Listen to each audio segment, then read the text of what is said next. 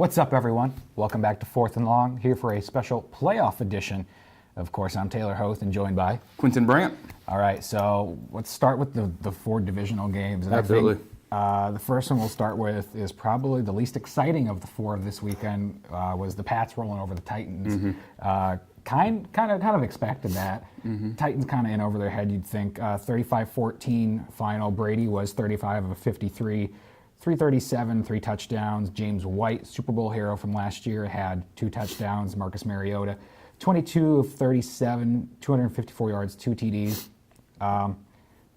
This one was pretty cut, clear, and dry. I think everybody knew if Tennessee was going to play catch up, it's going to be very hard for them to get the win. I mean, they were leading early on. Yep. They were up 7-0. I think Tennessee, though, has a bright future with Mariota. I mean, I think if you would have asked us last year if Tennessee would have been in the divisional rounds, we both would have probably said no. Right.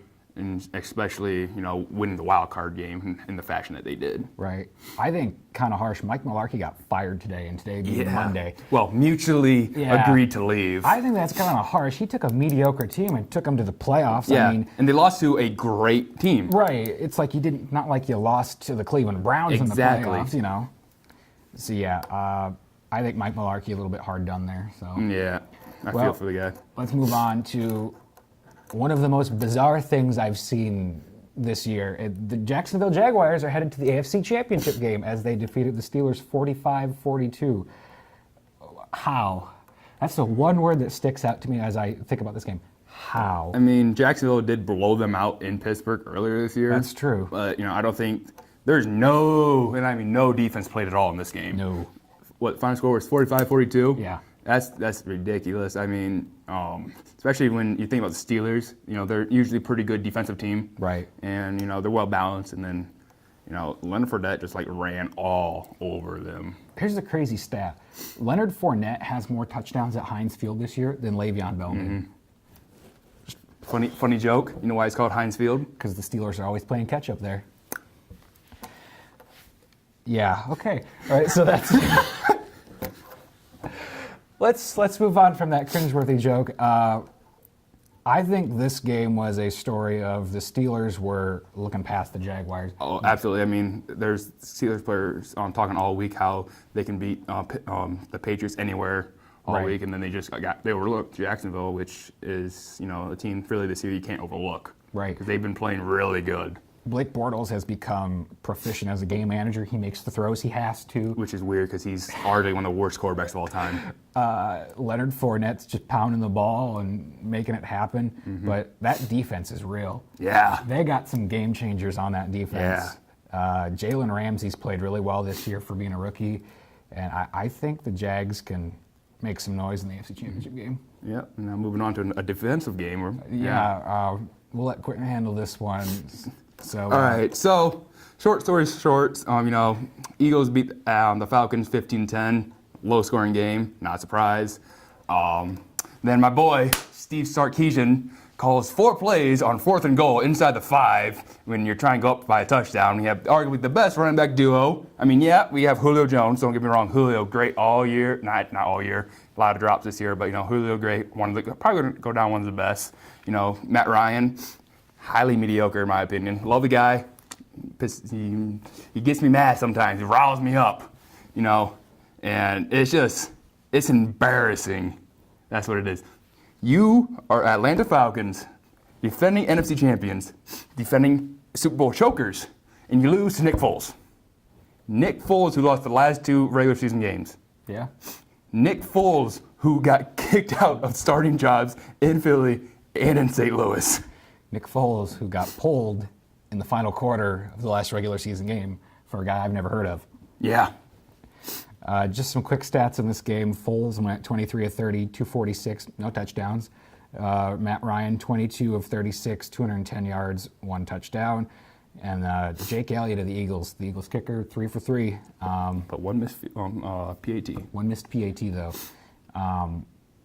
I know it's a story of the Falcons throwing the ball 4 straight times to try to win the game, but credit the Eagles defense. A nice goal line stand. Their front 7 is scary. Yeah. Atlanta was having trouble running the ball all night, but in the fourth quarter, we're getting a little bit more momentum. I think you at least got to try to run the ball two, three times. Yeah. Within 5 yards. I think if they had Carson Wentz, we would have got blown out. I think it would have been a whole different ball game here. Last game, what we want to talk about, what a thriller. The Vikings beat the Saints 29-24 in literally the last seconds of the game. Stephon Diggs jumping over Marcus Williams, what is he doing? It's like someone was playing Madden with him and they hit the hit stick too early and he just lunges forward and Stephon Diggs just kind of steps over him. In the words of some Facebook memes, not me personally, so don't bite my head off, but Marcus Williams is the worst thing to happen to New Orleans since Katrina. You could say that. I mean, he went for a tackle 2 yards the opposite way when Diggs was still in the air. What is the logic behind that?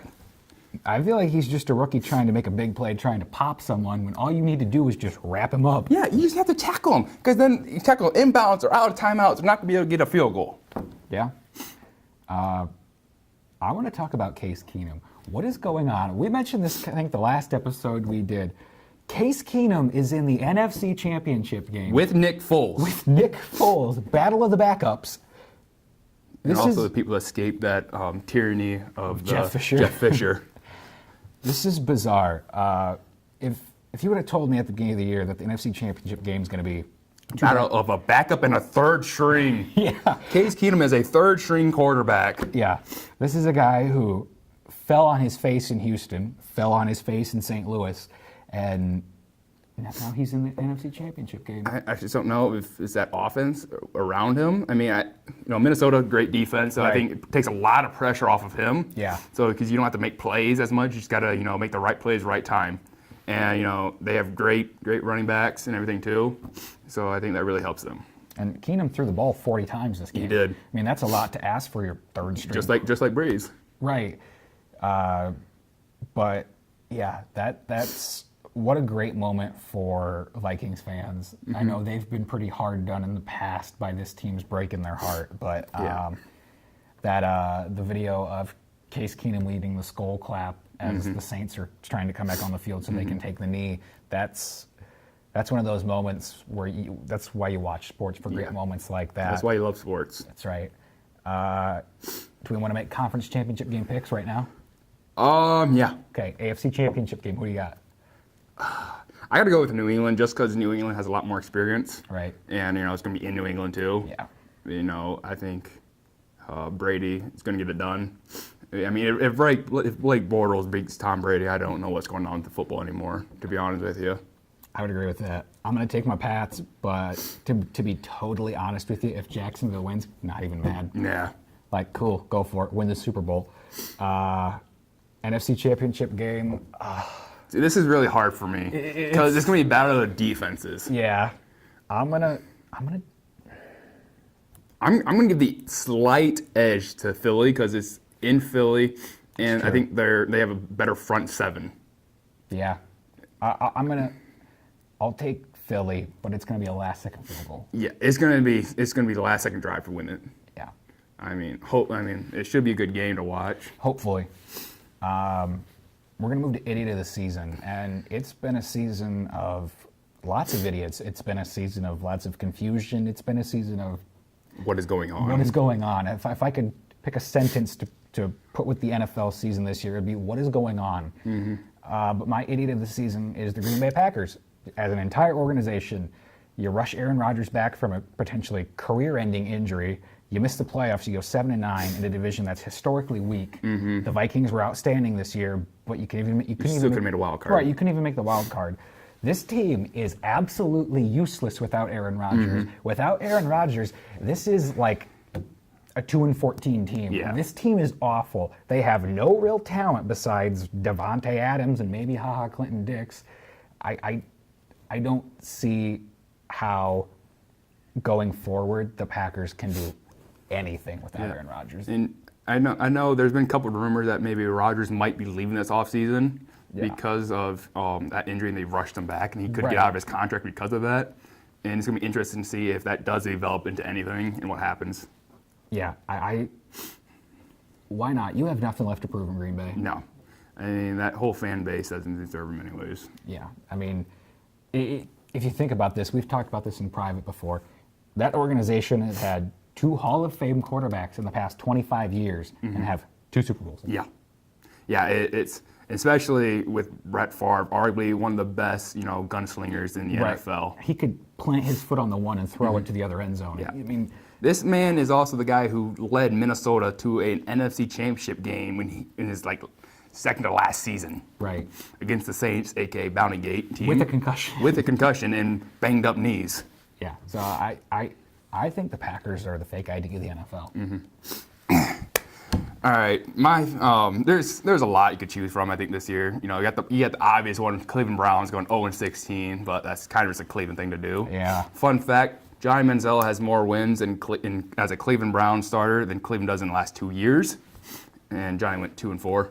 But anyway, I think my idiot of the week is going to have to be Cincinnati with Marvin Lewis, who they re-signed a couple days ago to a contract extension. Absolutely ridiculous. This man has a mediocre record. He's been head coach since 2003, I want to say. He has 25 wins, 112 losses, and 2 ties. Pretty par.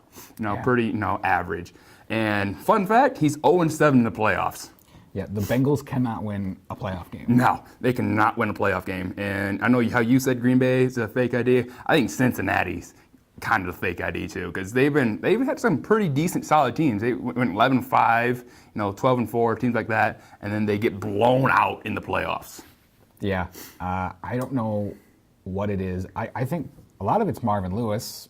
I think some of it's Andy Dalton. He's not the greatest. Tell me another coach that has that record and then is 0-7 in the playoffs that still has a job. I couldn't tell you one. Because that's ridiculous. Cincinnati's like the pit of misery. It's like, when are you just going to let him go? Dilly. Dilly. All right, well, thank you for that lovely insight on Cincinnati. That's all the time we have for you this week. We will see you after the AFC Championship and NFC Championship games, hopefully. We'll make our Super Bowl picks. And until next time, thank you for watching. Of course, stay safe. Keep watching KPCK. Stay warm. Yeah, stay warm. It's bitterly cold here in Salem. Criminal. We're going to lock the cold up. Until next time, stay safe and see you.